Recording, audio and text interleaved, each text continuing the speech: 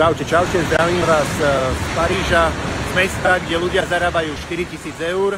Toto sú miestne potraviny, ktoré teda vôbec nie sú lacné. A bol som tam pred chvíľkou pozrieť, že čo tam stojí maslo. Ale tu som ho našiel a tuto pozerajte. Vidíte, toto je jedno maslo a toto je druhé maslo. Ak sa pýtate, aký je rozdiel, toto stojí 2,55, toto stojí 2,45. Rozdiel medzi nimi je, že toto maslo je 82% a toto maslo je 80%. Čiže plnohodnotné obidve masla. Na Slovensku áno, sa predáva 82% maslo, je taký štandard, takže toto je porovnateľná cena 2,55. Takže teraz sa pýtam tých zlodejov, ktorí nám vládnu. Ako je to možné? Ako je možné, že v centre Paríža si bez problémov viete kúpiť maslo výrazne lacnejšie ako na Slovensku?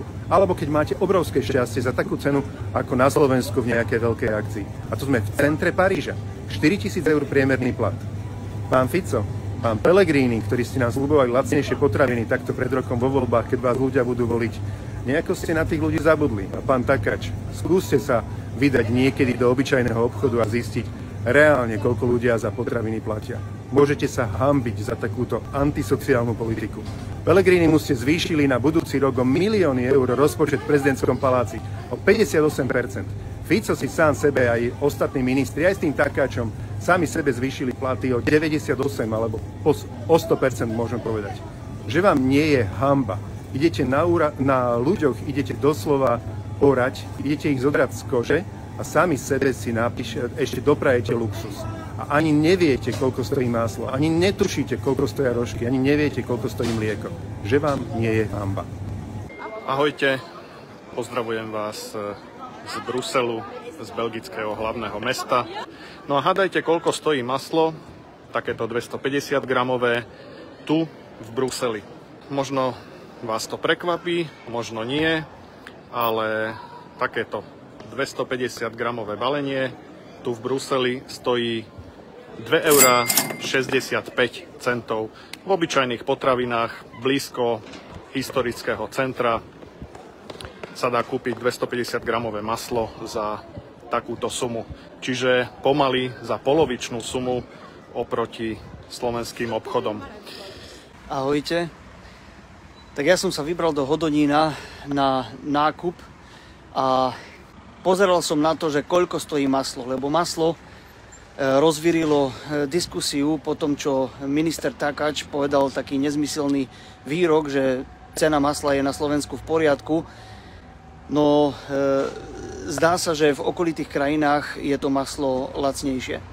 Ja som zašiel do nákupného strediska alebo do hypermarketu Penny a zameral som sa na klasické maslo, ktoré poznáme aj my doma.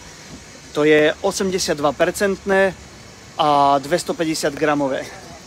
No a kúpil som ho, pozrite si bloček, neviem, či to bude vidno, dúfam, že hej.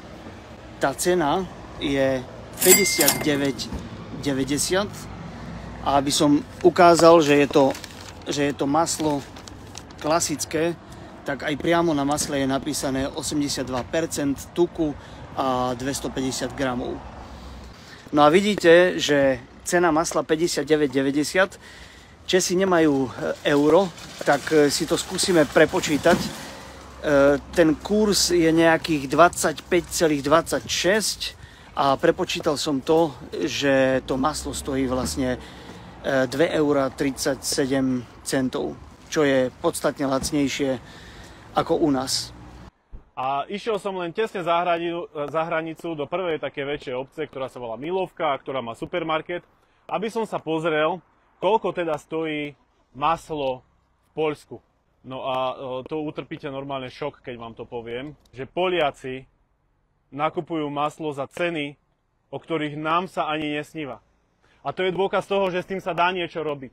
Že tie reťazce to vedia kupovať za nižší peniaz.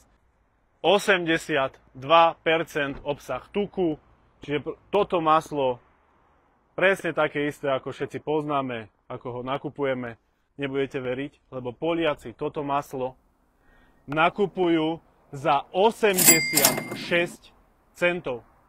Dobre počujete? 86 centov v prepočte na eurá nakupujú Poliaci toto maslo. Ja vám ho ešte raz ukážem. Obyčajné maslo, 82% podiel tuku, také ako kupujeme na Slovensku. Tak toto maslo kupujú Poliaci dnes, áno, majú tú akciu, kupujú ho za 86 centov, prosím vás pekne. To není, že pod 2 eurami, to není ako na Slovensku za 2,50, za 3,50, za 4,40, ako som s Michalom Šipošom nakupoval. To je za 86 centov jedno maslo. Ja vám tu ukážem aj bločík, aby ste si to mohli pozrieť. Tu ho mám. Kupoval som 3 tieto masla, jedno stálo 3 poľské zloté a 3,69 poľského zlotého. Dnešný kurz je 4,29 poľského zlotého za 1 euro. Čiže 3,69 nie je ani 1 euro, je to 86 centov. A za 3 masla, neviem či to vidíte, za 3 masla som zaplatil 11 zlotých. Prosím vás pekne, to kde sme? Maslo v Poľsku Poliaci nakupujú, ja vám ho ešte raz ukážem. Normálne, obyčajné maslo, 82% podiel tuku. Živočíšne, z kráľovského mliečka, presne tak, ako ho všetci poznáme.